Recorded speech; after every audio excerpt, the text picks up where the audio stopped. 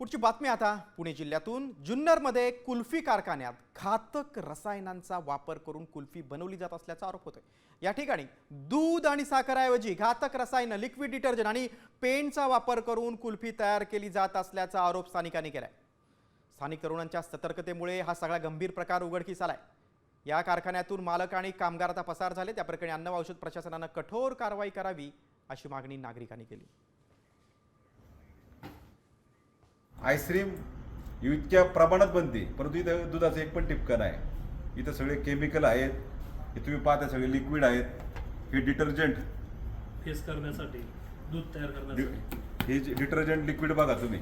इथं सगळा कारखाना पाहिल्यानंतर सगळं लिक्विड डिटर्जंट सगळ्या अशा पद्धतीने केमिकल घातक एशियन पेंटचा वापर केला आहे रंगासाठी। म्हणजे इतकं हे धक्कादायक आहे।